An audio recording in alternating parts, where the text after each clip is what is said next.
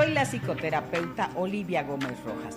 Me da mucho gusto poderme comunicar hoy con ustedes para invitarlos a tu programa Olivia Te Escucha, donde podrás consultar los temas que te preocupan y encontrarás la respuesta mía o con especialistas que sugerirán herramientas para su solución. Todos los lunes a las 5 de la tarde, aquí en Radio Informativo Huamantla. Te esperamos.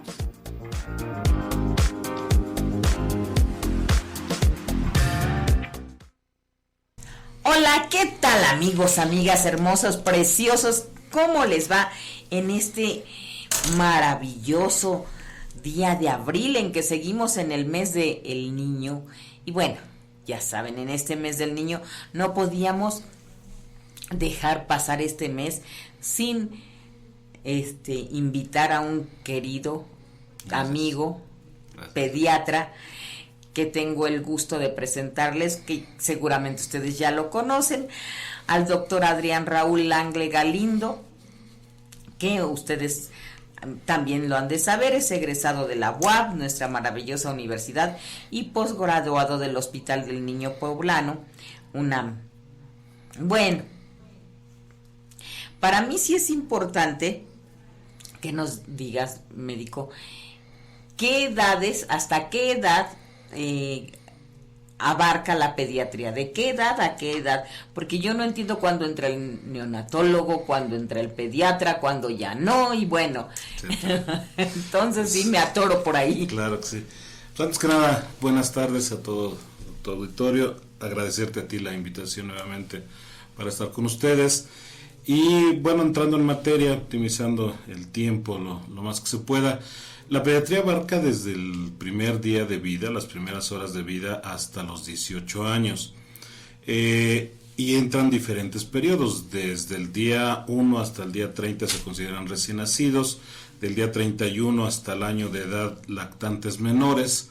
Después lactantes mayores de 1 a 3 años. Preescolares de 3 a 6 años. Escolares de 6 hasta los 12, 13 años. Y ella entra una división entre pubertad y adolescencia hasta llegar a los 18. De hecho, como comentabas, hay la especialidad de neonatología, hay la especialidad de pediatría. De hecho, neonatología es una subespecialidad. Dentro de la pediatría y en todo ese lapso hay subespecialidades: endocrinología, medicina interna, cirugía pediátrica. Pero además hay una especialidad relativamente nueva, no es tan nueva, debe tener unos 15 años, 20 años que está en México, que es la medicina del adolescente. Son pediatras que se especializan 2 años más en puras enfermedades de la pubertad y adolescencia, desde toxicomanías, embarazo de la adolescente y todo ese tipo de problemas, detección de enfermedades crónicas degenerativas previos, desde la edad pediátrica. Fíjate qué interesante, yo realmente me doy cuenta, bueno, de siempre, ¿no? He dicho, ay, no, es que estos adolescentes de hoy, ¿no? Sí, claro. Pero cada vez está peor la situación. Sí, así es. O sea, no paro de asustarme. De asombrarnos. Sí, no, y sí me asusto. Claro. Déjame que honestamente me asusta. Yo ya francamente, ¿sabes cuál es mi recomendación? Les digo, miren, lo tranquilo es hasta que llegan a la pubertad. Porque cuando empiezan a entrar a la pubertad, lo tranquilo es porque cuando niños, ¿qué te gusta? De pequeñitos hasta los 10 años, ellos se saben dependientes de papá y mamá, claro, necesitados. Claro, totalmente. Y entonces confían en la familia y están supeditados, y cualquier cosa que van a hacer la piensan. Pero ¿qué ocurre después? Después como de los 10 años y mesecitos, empieza una etapa en la que ya no confían en la familia, en la que ya no están supeditados. Tienen todos los peligros del medio ambiente pero lejos de ser esos niños que piden opinión, permiso y demás, no, ahora ya se sienten grandes, obviamente autosuficientes, grandes para hacer una bola de tonteras. Sí. Y chiquitos a la hora de extender la mano, ¿no? Así es. De pedir. Justamente ahí radica la importancia de que en los primeros años de vida se enfoque uno mucho a poner límites, a trabajar con ellos y vigilar mucho las compañías, porque obviamente va a depender del grupo que los rodea, el tipo de adolescente y de adulto que va a ser. Yo ya con todo lo que me ha estado tocando ver, que bueno, no veas, te digo que me sigo asustando, yo les digo, es que ya no se puede, o sea, ya tiene que ser que los papás de plano estemos siguiéndolos, o sea, nos pasemos el tiempo, se pasen el tiempo pegados desde los pubertos, o sea, no los puedes dejar porque resulta que después de la pubertad están mucho más expuestos a cosas. Así es. Ya no les puedes soltar. Totalmente. Cuando niños están bajo, como mamá, decimos bajo nuestras alitas, ¿no? Así es. Pero estos ya se sienten con unas alas muy grandes sin tenerlas. Así y es. Se meten en cada lío. Niños chicos, problemas chicos. Niños grandes problemas grandes. Y que así son verdaderos retos. Y qué bueno que haya esta nueva subespecialidad. Subespecialidad de pediatría. De la pediatría. Bueno, ya me dijiste qué edades abarca, ¿no? Pero ¿qué condiciones deben darse para que se desarrolle lo que nos está preocupando mucho en estos momentos, creo, las enfermedades infecciosas? Sí, así es. De hecho, el motivo de tema, considerando el mes del niño, y como papás, pues obviamente son los procesos infecciosos que, dicho sea de paso, son un buen porcentaje de motivo de consulta pediátrica. Y aquí nos vamos a una ecuación muy básica de ecología, que es la conjugación, el equilibrio que mantienen entre el huésped, que es el agente causal de una infección, puede ser virus, parásito, bacteria, claro, cambia el término, en el caso de los parásitos es infestación, no se dice infección, pero bueno, finalmente es un agente externo que provoca problemas en el organismo, insisto, virus, hongos, bacterias, parásitos, las condiciones del hospedero. El hospedero es el paciente, el que lo va a albergar, en donde va a llegar a implantarse este ser vivo que va a causar un proceso nosológico o enfermedad, y las condiciones del ambiente. Esa ecuación de agente o huésped, hospedero y medio ambiente es lo que llega a provocar que se desarrolle o no una enfermedad. Yo como hospedero puedo estar en contacto con un germen, por ejemplo el virus de la influenza H1N1, pero si mis condiciones inmunológicas, que son propias del hospedero, las condiciones ambientales son idóneas para mi desarrollo, seguramente vamos a poder con el sistema inmunológico evitar que se desarrolle la enfermedad. Se tienen que conjugar varias cosas para que se den. A ver, en términos así más coloquiales y sencillos. Sí. A ver, tengo muy bien mis defensas, ¿no? He estado procurando vitaminas y demás, ¿no? El ambiente es muy limpio en el que me desenvuelvo. Difícilmente voy a caer en un proceso infeccioso. Seguramente no podemos evitar estar en contacto con el agente. Claro. Pero si los otros dos factores se mantienen en un buen estatus y tiene buen equilibrio, seguramente vamos a poder no desarrollar la enfermedad o desarrollar una enfermedad muy leve. Ejemplo, y revolviendo a los niños, el virus del H1N1 puede pasar como un simple catarro donde el niño está jugando, está con el moco escurriendo, estornudando, sin fiebre o sin ninguna otra complicación. En cambio, si es un niño donde las condiciones del ambiente, no son propicias, una casa habitación sin los cuidados básicos o los servicios básicos de sanidad, está desnutrido, que eso ya es inherente a él y está en contacto con el germen, pero además este germen tiene la capacidad de ser unas veces más virulento que otras y resulta que está muy virulento, seguramente se va a dar un cuadro infeccioso bastante agresivo que lo puede llevar a complicaciones de otro tipo, hablando del ejemplo, a una neumonía. Entonces, el equilibrio de ambos agentes, de estos tres factores, es lo que detona un proceso infeccioso. Bueno, pero ¿cuáles son las infecciones más frecuentes? En la infancia y sobre todo hablando de lo que es la primera y segunda infancia, es decir, el lactante menor, el lactante mayor y parte del escolar, porque en los recién nacidos es otro boleto, son infecciones propias del recién nacido, que son terreno del neonatólogo y que obviamente muchas de ellas requieren manejo hospitalario por las condiciones de nacimiento, esas son otra cosa, pero en general son, y en ese orden de frecuencia, infecciones respiratorias altas o bajas, infecciones intestinales, que por ejemplo los respiratorios lo acabamos de pasar el pico en el periodo invernal, ahorita que empieza el calor, todas estas situaciones, obviamente las enfermedades intestinales, específicamente diarrea, infecciones urinarias, que esas sí se pueden dar todo el año, algunas enfermedades exantemáticas, sarampión, rubiola, varicela, escarlatina, infecciones sistémicas que también se dan de forma cosmopolita y todo el año, como hablando por ejemplo de fiebre tifoidea, fiebre de Malta, y hay algunas otras víricas como la hepatitis que también son estacionales, como la parotiditis. Eso muy en general son las infecciones donde que generalmente no normal, porque no es normal que se enfermen, pero a lo que nos enfrentamos en esa etapa de la vida.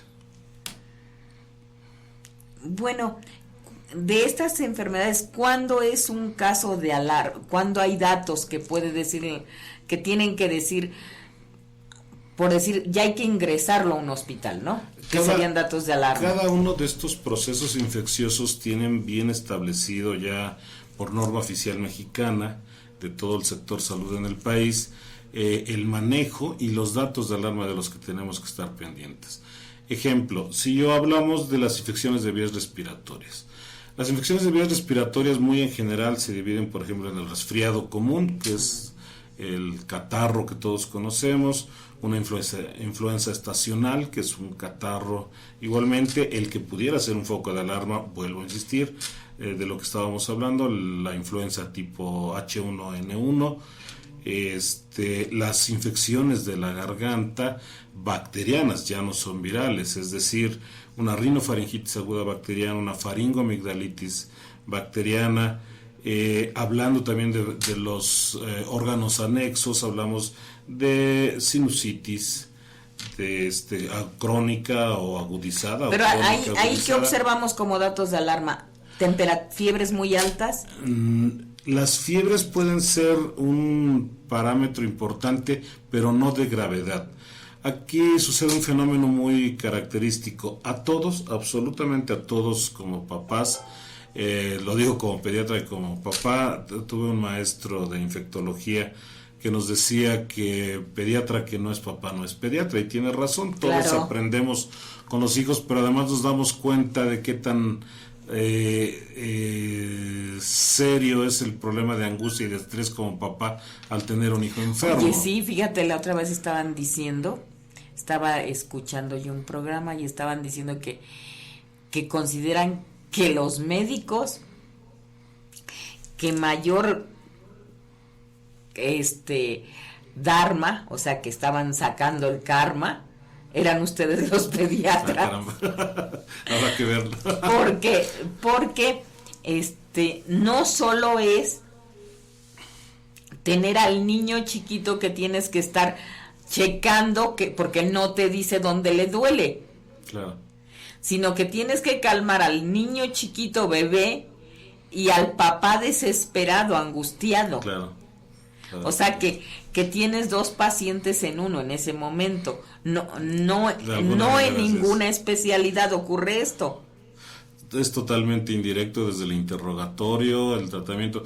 Uno como adulto puedes escoger a tu médico, pero en el caso de la pediatría, quienes escogen al médico son los papás. Y desde ahí es totalmente indirecto. Indirecto. Y además de que es indirecto, estás en ese momento atendiendo dos. Así es. Dos personas por el costo de una. Yo lo veo más como el hecho de oportunidad, porque podemos detectar algunos problemas que otras especialidades no tienen, puesto que estamos detectando algunos problemas en un humano que está pues a punto de despegar y se pueden todavía modificar algunos patrones, algunos hábitos que tarde que temprano van a desarrollar una enfermedad. Y volviendo a tu pregunta, la fiebre, y esto es algo muy importante, no debe considerarse como un parámetro de gravedad. A veces utilizamos la fiebre como lo que nos va a definir el uso o no de antibiótico. Por ejemplo, si tiene fiebres de 39, 40, decimos, no, pues es una infección bastante agresiva y hay que dar un antibiótico potente. Eso es un error. Las infecciones virales pueden desarrollar fiebre y fiebre altísima, con los riesgos que conlleva. Para hablar de gravedad es un conjunto de varios signos y síntomas, incluido la fiebre, en el caso de problemas respiratorios, el ataque al estado general, la falta de apetito, pero esos son el entorno. Específicamente del respiratorio son los datos de dificultad para respirar, la coloración amoratada, que le llamamos cianosis, puede ser central o periférica. Estamos hablando del aleteo nasal, que las alas de la nariz se abren y se cierran cuando ventila, que retracción en el tórax, que es superior e inferior, que se le marquen las costillas al respirar, es decir, le está costando trabajo respirar, la respiración rápida, que es la polipnea, todo ello conlleva síntomas de alarma, y dentro del manejo que nosotros como pediatras tenemos que dar, tanto a nivel institucional, los que somos híbridos o los que se dedican solo a la institución o a la privada, tenemos que capacitar a la mamá, no solamente informar, estar ciertos de que la mamá entendió qué datos deben de estar vigilando y saber en qué momento ese niño se está complicando.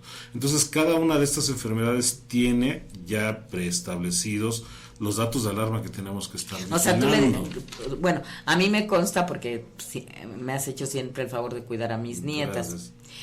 Pero en este caso a mí me consta que has dicho, a ver, si esto se mantiene así y va decayendo bien, pero si ocurriera esto, claro, las cosas cambian y hay que hospitalizar.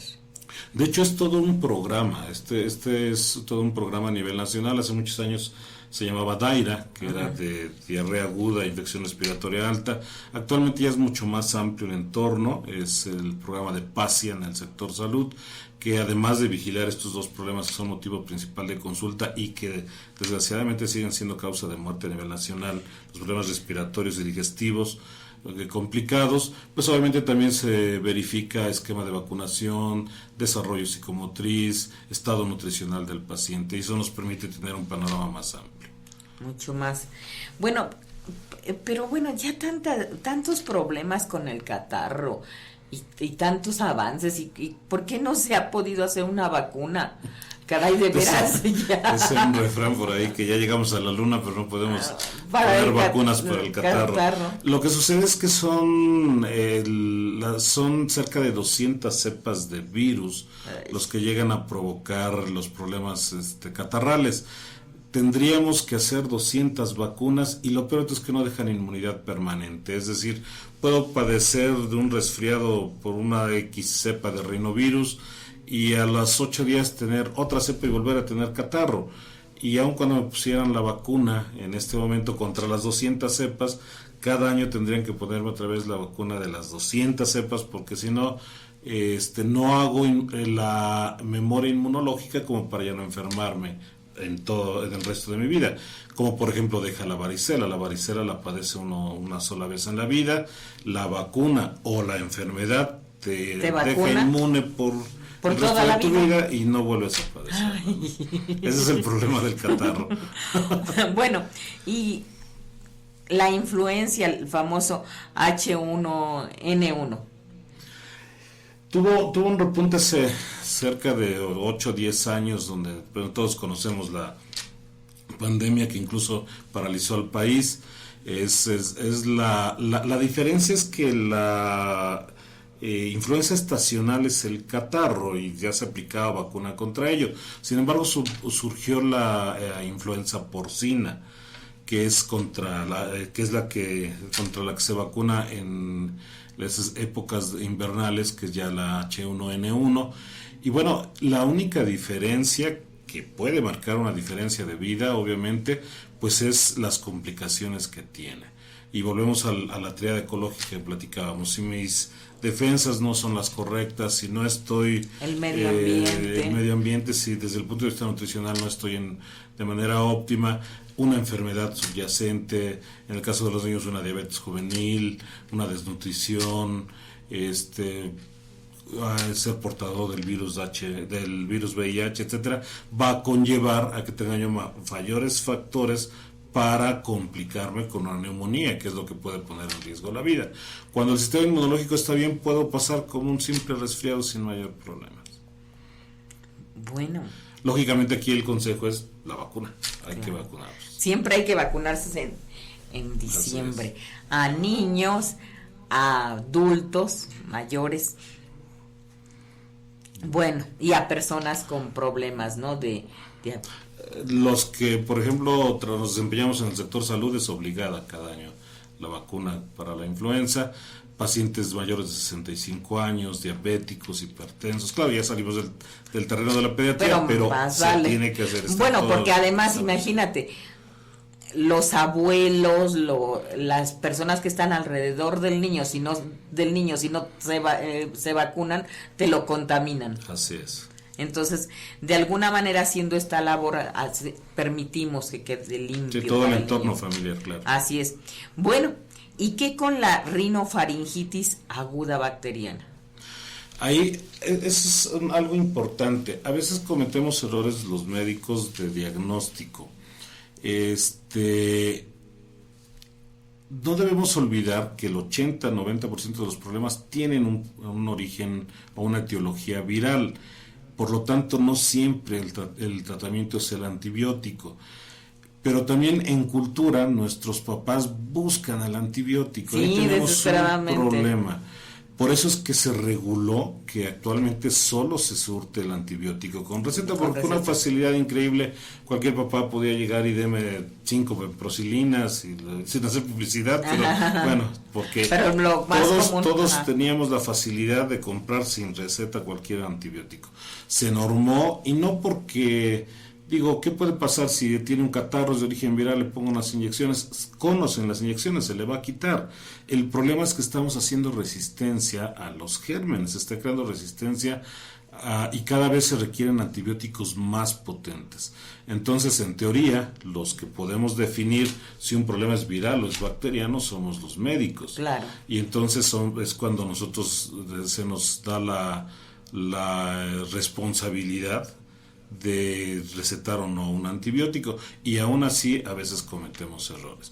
Insisto, mucha gente está acostumbrada a aplicarse penicilinas para un resfriado cuando en realidad sabemos que es un problema viral, y con o sin las inyecciones se les va a quitar siguiendo su curso natural de la enfermedad. Eso quería preguntarte, ¿cuándo hay una diferencia entre infecciones respiratorias virales y cuáles son bacterianas? Eso lo permite la práctica clínica de muchos años. Por ejemplo, hablando de una faringoamigdalitis, puede ser viral, puede ser bacteriana. Si el paciente tiene febrícula, no es tan alta, está con un ataque al estado general leve, un poco de catarro o mucho catarro, que es lo que más provocan los virus, pero la garganta no está tan afectada, un poquito roja nada más, nosotros llamamos hiperémica, pero sin embargo, si lo que tiene son ahí cavitaciones, natas, puntilleos, evidentemente es un problema de origen bacteriano. Los nombres de los bichos son un poquito complicados, los vamos a obviar. Entonces, ahí es lo que nos permite la experiencia de definir cuándo sí o cuándo no, o cuándo solo le damos manejo conservador, con líquidos, con reposo, con medicamentos para bajarle la fiebre, y cuándo puede sobreagregarse una bacteria y entonces sí tenemos que utilizar el antibiótico. Y otro error muy socorrido de nuestros papás, y yo como papá lo entiendo, es que cuando el niño se enferma le damos el antibiótico y quisiéramos que en 1 o 2 dosis el niño esté mejor. Todos los antibióticos requieren cuando menos 72 horas. Y te llamamos. 3 días. Y ya le di la medicina y ya van y sigue con fiebre. No será que le mande otra, doctor. Otro más potente. Otro más fuertecito, aunque me cueste más caro. Es cierto. O sea, podemos a veces, como pudiéramos matar una hormiga con un pisotón, pues la matamos con una bomba atómica. Es decir, le damos un antibiótico más potente, y a veces porque se cede a la presión que ejerce la familia o los papás porque sea algo más fuerte. Entonces, no, tenemos que reevaluarlos cada 72 horas para definir si requieren cambio de antibiótico o no, o si nada más era conservador y si requiere dar el antibiótico en este caso. Y lo mismo sucede con la faringitis bacteriana, con la amigdalitis. Ajá. Con todas ellas, por ejemplo, con las amígdalas tenemos un problema, las famosas anginas. A mí me llegan muchos pacientes, por ejemplo, de 1 mes, 2 meses de nacidos, y me dicen, es que tiene anginas, doctor. Y bueno, que lo entienda, que lo diagnostique la familia, estoy de acuerdo, no son médicos, y ya uno les explica, pero muchas veces llegan diagnosticados por algunos médicos como amígdalas. Las amígdalas se desarrollan después de los 2 años, 3 años, es decir, un recién nacido, un lactante, no tiene amígdalas, no se le puede infectar algo que no tiene todavía, anatómicamente hablando. Pero además en el desarrollo, existe el desarrollo del sistema linfoide, y esto forma parte, técnicamente hablando, de algo que se llama anillo de Waldeyer. Crecen las amígdalas y es normal. El hecho de que estén crecidas las amígdalas no es sinónimo de infección. Cualquier niño de 3 o 4 años, 5 años, asintomático, le vemos la garganta y las amígdalas están grandes porque se está desarrollando el sistema linfático. Si yo en el tamaño me baso para darle antibiótico, pues todos se verían con tratamiento de este tipo. Ajá. Una cosa es tener las amígdalas grandes y otra cosa es tenerlas infectadas. Puede tener las amígdalas pequeñitas y estar con natas, con puntilleo, con una fiebre terrible, y puede tener unas anginas grandes y en realidad no tener infección. De hecho, ya cambió el patrón de cirugía de las amígdalas, la famosa extirpación de las amígdalas. Se creía que había que quitarlas por la frecuencia con la que se infectaban. Ya no, actualmente la indicación para extirpar las amígdalas es un problema obstructivo, con o sin infección. Es decir, que el paciente refiera que tiene la sensación de cuerpo extraño en la garganta, que incluso tiene datos de obstrucción para deglutir o incluso para respirar oralmente. Y ya estamos hablando de adolescentes de 13, 14 años a los que obviamente ya no regresaron o involucionaron a su tamaño normal las amígdalas. ¿Solo ahí es cuando se opera? Cuando ya se requiere la cirugía. Es decir, no es lo infeccioso, es lo obstructivo, el tamaño de las amígdalas. Porque la infección tendría que tratarse. Puede estar o no puede estar, pueden o no estar infectadas. Ajá. Y eso con antibiótico lo podemos resolver.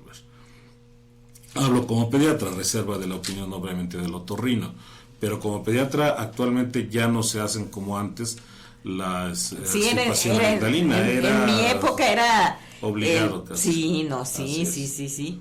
Y la pasamos cañón porque ya no te dan anginas, pero ¿qué tal la laringitis?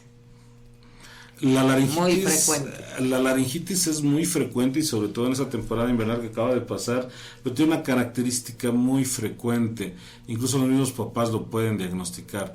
Debemos de recordar que en la laringe están las cuerdas vocales y en las inferiores está la glotis, que es el espacio por donde se emite la voz, y justamente cuando el niño se queda disfónico o afónico y tose como ladrido de perrito, tiene una laringitis. El problema es cuando tiene dificultad para respirar. Eso puede constituirse en una urgencia porque evolucionan muy rápido. Pueden evolucionar, de hecho es un problema anatómicamente hablando más localizado en la epiglotis. Una epiglotitis puede poner en riesgo la vida de un paciente si no se ve a tiempo porque le impide que pase el aire. Hace algunos años se hacían traqueostomías de urgencia. Afortunadamente ya no se hace tanto de estos procedimientos porque se detecta a tiempo, los papás ya acuden a tiempo, dicen que se está quedando sin voz, tose muy raro, tose como pedrito, como foquita y hace un ruido al respirar que le llamamos estridor laríngeo. Entonces, eso, como preguntabas hace rato, son datos de alarma, algo está pasando. Sí. Algo está bueno, pasando.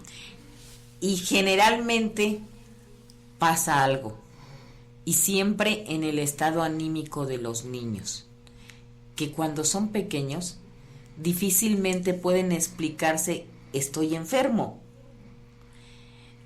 y de los papás de cómo le explico está enfermo. Y como papás muchas veces tenemos sentimiento de culpa cuando el niño se enferma. Así es. Y es que... O nos lo siembra la familia, o sobre no todo las mamás. Sí, ¿no? Y luego es que no lo cuidas bien, sí. O se enfermó, es que si no lo hubiera sacado, o es que si no hubiera hecho, o si no lo hubiera dado, en fin. Bueno, ojalá te guste esta canción que a mí se me hace como para explicarle a los niños. Estás enfermo, ¿no? Ojalá no las pongan. Pues parece que no hay espacio para ponerla. Bueno, pues otro día será. Entonces, ¿qué te parece? Es esa canción de la Tengo mi muñeca vestida de azul, con su trajecito y su canción, la llevé con el médico porque se me enfermó. Entonces, a mí me parecen todas esas canciones muy de Cricri, muy de esos tiempos, que les permite a los niños entender, y a los papás explicárselos relajadamente, que simple y sencillamente es algo que pasó, es algo que está ocurriendo, y que lo mejor que podemos hacer pues es algo a lo que todos como decía como decía en la sí. canción, darle darle su té con el tenedor, ¿no? O sea, darle sus cucharadas a tiempo y mantenernos tranquilos. Claro, de hecho los niños no pueden enfermarse, de hecho tienen derecho a enfermarse, eso no lo podemos evitar. No podemos meterlos en una esfera de cristal y que nada absolutamente los toque. Entonces, pues el niño necesita, para crecer sano, aire, frío, agua, tierra, de todo. Y bueno, obviamente las consecuencias. Mascotas. Así es. Y además yo creo que ahora es mucho mayor el porcentaje de niños que va a guardería. Sí, de hecho las guarderías, yo soy un convencido de los beneficios que otorga la guardería para desarrollar habilidades, para socializar, para ser independientes. Implica sus riesgos. Sí, el niño no tiene ningún enfado en toser o estornudar frente al compañerito, no tiene ningún enfado en besarse, se besan, son muy espontáneos, y pues obviamente las infecciones están a la orden del día. Es muy común en guarderías, donde cuidan niños pequeñitos, orfanatos, todo ese tipo de cosas, que por ejemplo hay enfermedades totalmente infectocontagiosas, como la hepatitis, como la varicela. De un grupo de 30, si a uno le da varicela, 25 se van con varicela. En la torre. Imagínate. Bueno, dices que ya no se tienen que extirpar las anginas, ya nos explicaste, pero hay algo importante. ¿Se debe o no se debe bañar a los pacientes cuando tienen fiebre? Yo ahí sí como que tengo dudas, muchas dudas. Se deben. De hecho, sería motivo de una plática extra todas las creencias que hay en torno al cuidado de los niños. Y no es culpa de nuestras abuelas, de nuestras bisabuelas, es producto de la cultura en la que ellas crecieron. Digo, hace 40, 45 años no había, ya no digas pediatras, no había médicos en estas zonas. Sí. Entonces, bueno, ellas hacían lo que podían. Sin embargo, muchas cosas han venido de generación en generación y siguen siendo ley. pero no tienen un fundamento.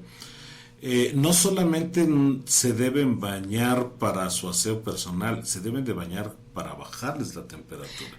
El riesgo de un niño de 3 meses y medio, hasta los 3 años y medio, 4, es que puede convulsionar con fiebre. Las convulsiones febriles son un problema bastante serio, es dramático ver a un niño convulsionando. Y si para uno como personal de salud es hasta cierto punto de vista impresionante, obviamente el trabajo cotidiano te hace asumir fríamente el problema, pues para el papá, para la mamá, ver a su niño convulsionar es terrible. Y de aquí a que le hace el antibiótico, el medicamento. Así es, entonces lo que tenemos que hacer nosotros es explicarle a la mamá cómo debe de manejar la fiebre. Aquí lo importante es que nuestros pacientes tienen que estar capacitados a saber que si tiene fiebre, qué tengo que hacer, qué le puedo medicar, si tiene diarrea, qué debo de hacer, qué signos debo de vigilar. Eso es capacitar, adiestrar, educar a nuestros pacientes. Entonces yo siempre les digo, a ver, la enfermedad no está peleada con el baño, y desgraciadamente en pleno siglo XXI, y perdón por los colegas, pero todavía veo, a mí me llegan recetas donde dicen dieta de baño por 1 semana, dieta de baño por 3 días, porque además las abuelas creen que si lo baño con fiebre le va a dar neumonía. Yo he visto niños con neumonía que tienen 1 mes que no los bañan, o sea, no tiene absolutamente nada que ver. Volvemos a la triada. Se tienen que conjugar muchas cosas para que ese niño se complique con neumonía. Y si lo baño con fiebre de más de 38, 5, 39, no permitir que rebase los 39 grados, voy a evitar que convulsione, porque además su cerebro queda predispuesto a que cada vez que le suba la fiebre, por la razón que sea, pueda volver a convulsionar. Entonces, oye, se deben de bañar. No sería esto así, un cuidado. O sea, sí los tengo que bañar, pero tengo que ser cuidadosa para no sacarlo. Ah, sí, claro, no, una cosa es el control de la temperatura y otra cosa son las medidas de cuidado porque está enfermo, ¿no? Claro, claro. O sea, sí lo baño. Acabo de bajar la fiebre de 39 y ya me lo llevé al frío o a la alberca o cosas así. O ya me voy a salir a pasear y ya lo acabo de bañar y lo saco, aunque antes tuvo temperatura, pues no, ¿verdad? No, obviamente algo motivó la fiebre. Claro que sí. Parece que ahora sí ya vamos a tener oportunidad de escuchar alguna de estas canciones para tranquilizar a los niños y además para que los papás se tranquilicen. Eso. A ver, parece que ahora sí ya Bene nos va a hacer el grandísimo favor de ponernos una de estas canciones ricas. ¿Sí? Ah, mira. La escuchamos.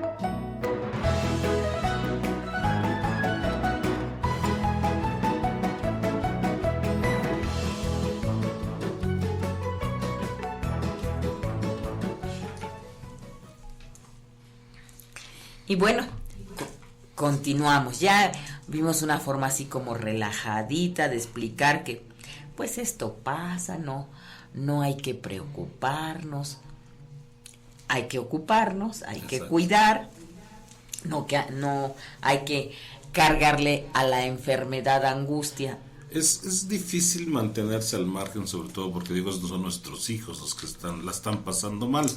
Pero si estamos... Y si te dijera que se siente peor con los nietos. Todavía no tengo la fortuna. No, por eso ya ni tengo prisa. Pues. No. Pero, está bien. Pero sí, yo creo que la clave está en saber mantener la calma, ¿no? Como en cualquier tipo de situación de estas. Uh-huh. El conocimiento nos permite saber qué es lo que va a suceder, ¿no?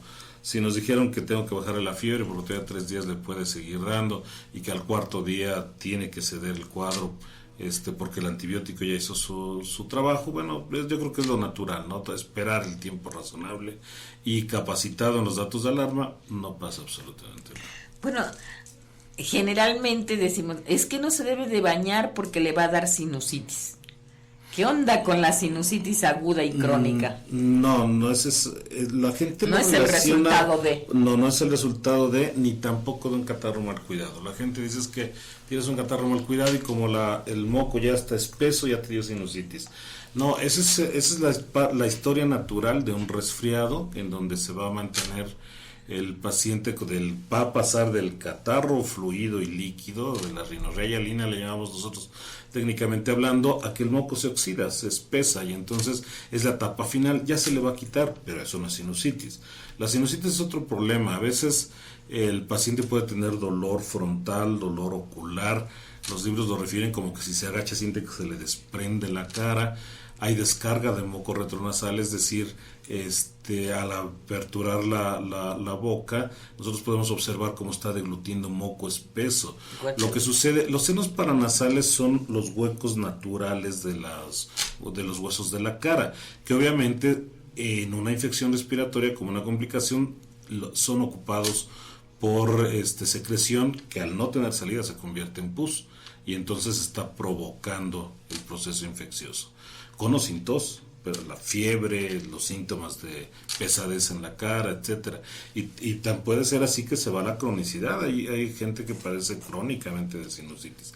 A estos les llamamos anexos de la cara, igual que la otitis, el conducto que une los oídos con la nariz, que es la trompa de Eustaquio, permite la migración de las bacterias, llegan las bacterias al oído, se inflama el conducto y como está atrapando aire duele horrible y sobre todo si ese moco se convierte en pus hasta que lo revienta y empieza a escurrir por el oído, el dolor cede. En ese momento ya cede el dolor porque lo que estaba provocando el dolor tan intenso que refieren los libros que es muy, muy exquisito, muy intenso el dolor, es por el atrapamiento de aire, no por la infección en sí, pero esos son ya sitios de infección que están en torno al tracto respiratorio. Así es. Miren, y fíjate, según nosotros los psicólogos, todas estas partes de gripe, de catarros y todo tienen una relación directa con la tristeza. Es bueno saberlo.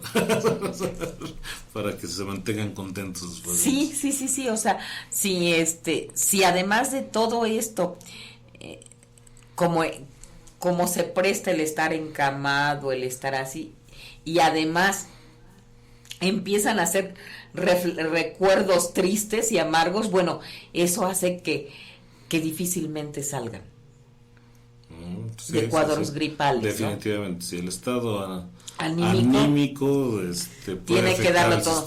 Entonces, bueno, aquí es mejor buscarle el lado bonito. O sea, porque esta gripita este estado no fue de gratis, hubo también antecedentes emocionales. Claro. Bueno, ya sabemos que sí pueden darle ataques o convulsiones a un pequeño con fiebre. Así es. Uh-huh. Pero ahora quiero que me digas, ¿qué es este síndrome de Coqueluche? El síndrome Coqueluche es... Me suena muñeco de peluche. No, ojalá. No, el síndrome Coqueluche es la forma benigna de la tosferina. La tosferina no es una enfermedad erradicada todavía a nivel mundial y conlleva el grandísimo problema de que se complica muy fácilmente con neumonía. Actualmente están tomando mucha virulencia los gérmenes atípicos y están dando este síndrome de Coqueluche. La característica del síndrome de Coqueluche es que van precedidos de un cuadro de resfriado, un cuadro catarral común, casi no se asocian a fiebre, pero el síntoma cardinal es la tos en accesos, los ataques de tos. Normalmente un paciente, niño o adulto, hablando específicamente de niños, pues cuando tose son 3-4 golpes de tos. El niño con síndrome de Coqueluche está tose y tose y tose y tose y tose y tose. Son 10, 12, 15, 18 golpes de tos, eso la llamamos paroxística. Y tiene la característica de que le puede provocar vómito, le puede provocar dificultad para respirar, que le llamamos disnea, y lo puede poner morado, que eso se le llama que son accesos cianosantes. Esas características hacen un síndrome Coqueluche y se tiene que hospitalizar y se tiene que estudiar porque se le tiene que tomar el estudio correspondiente porque puede ser una tosferina. Entonces sí es importante. O sea, estas son de las cosas que tenemos que tener muchísimo cuidado. No es una tos común y corriente, es una tos muy característica. Y bueno, ¿y cuál es la complicación más temible en una infección respiratoria alta? Ya hablamos más o menos de todas las infecciones respiratorias altas. Uh-huh. ¿Cuál sería la complicación? La dificultad respiratoria.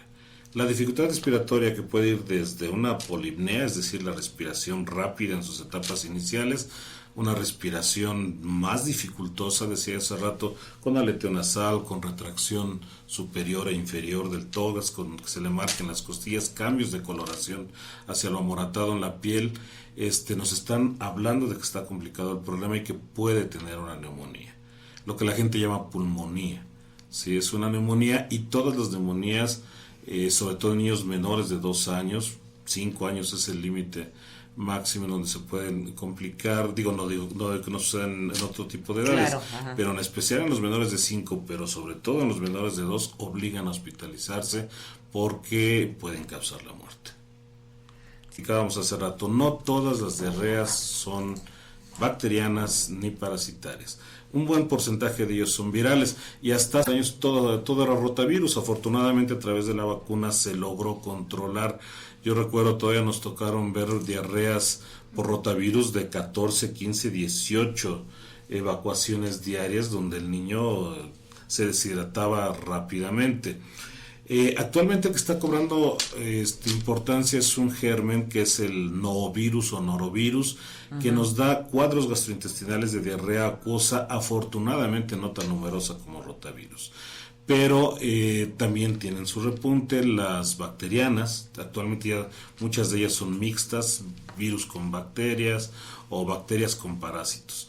La amibiasis sigue siendo la parasitosis más importante que existe en nuestro medio. Desgraciadamente, yo en algún momento leí en un libro que los japoneses, a manera de sarcasmo, como ellos su cultura son muy disciplinados, uh-huh, decían que si el excremento brillara, los mexicanos no necesitaríamos luz eléctrica. Y desgraciadamente es una realidad, vivimos en el fecalismo. Sí. Entonces, todos en algún momento hemos tenido parásitos, amibas específicamente, sí, hablando, y a veces el simple hecho de que el niño no coma bien o el niño come y no sube de peso obliga a tomarle un estudio para saber si tiene parásitos o no, y de estos las amibas casi todos tienen. Pero además tiene su propio cuadro sintomático. La amiba, que es la disentería bacilar, lo que nuestras abuelitas llamaban disenteria, que son las evacuaciones con pujo, con moco y con rasgos de sangre o con sangre fresca. Entonces aquí es importante retomar cosas tan sencillas como es el lavado de manos. Afortunadamente los parásitos se siguen muriendo con agua y jabón. Las bacterias siguen muriendo con agua y jabón, y son las medidas más básicas y se nos olvidan. Yo como pediatra me enfrento mucho a la situación de que luego me dicen las mamás, pero es popó de bebé, doctor, ¿qué puede tener? Pues tiene bichos, señora. Por supuesto que tiene bichos, porque si el más pequeño de casa salió con parásitos, seguramente todos los demás tienen, y entonces hay que dar tratamientos de desparasitación familiar, porque al rato otra vez va a estar parasitado nuestra paciente. Claro.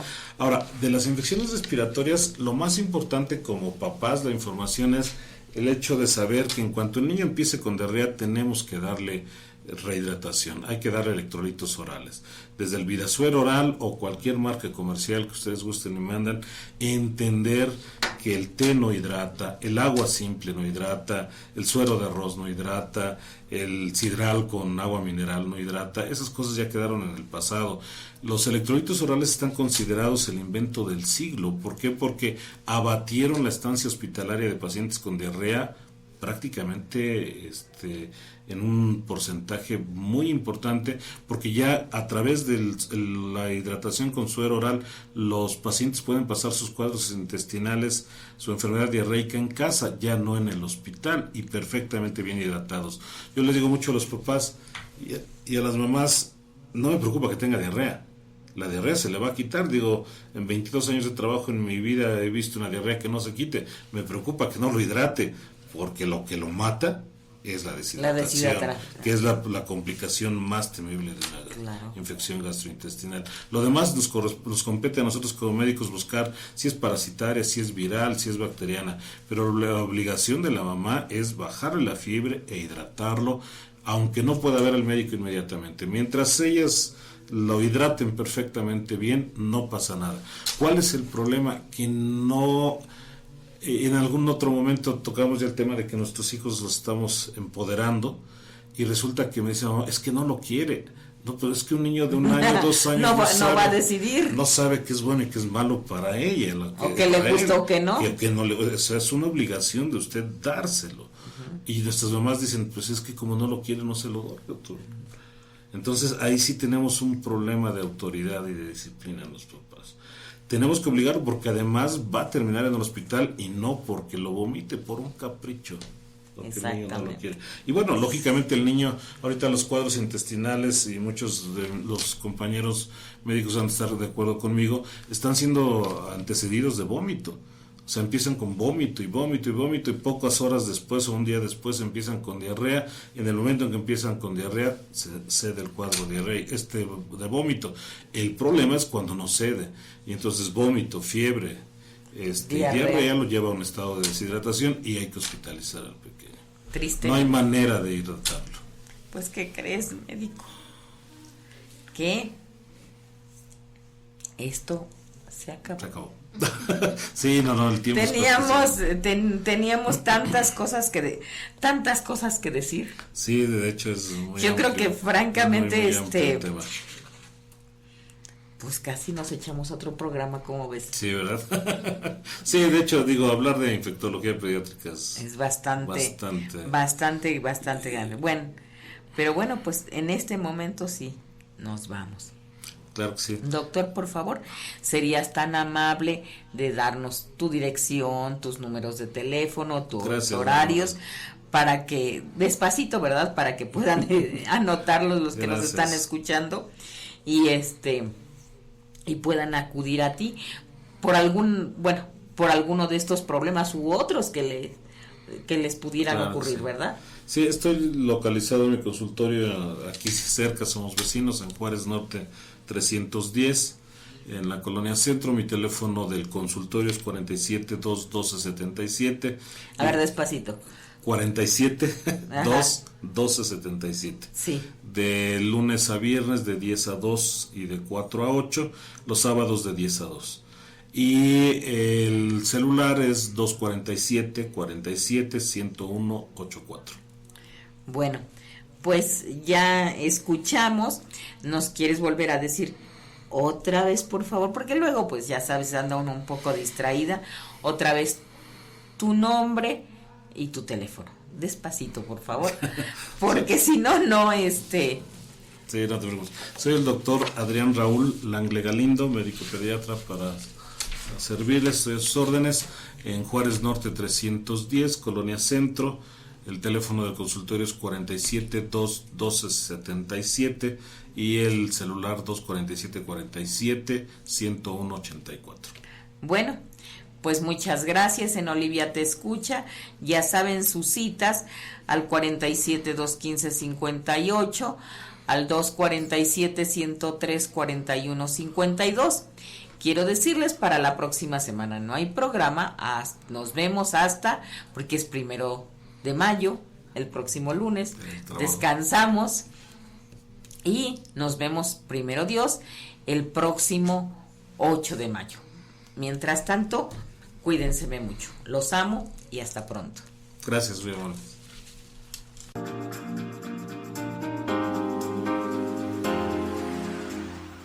Soy la psicoterapeuta Olivia Gómez Rojas. Me da mucho gusto poderme comunicar hoy con ustedes para invitarlos a tu programa Olivia Te Escucha, donde podrás consultar los temas que te preocupan y encontrarás la respuesta mía o con especialistas que sugerirán herramientas para su solución. Todos los lunes a las 5 de la tarde, aquí en Radio Informativo Huamantla. Te esperamos.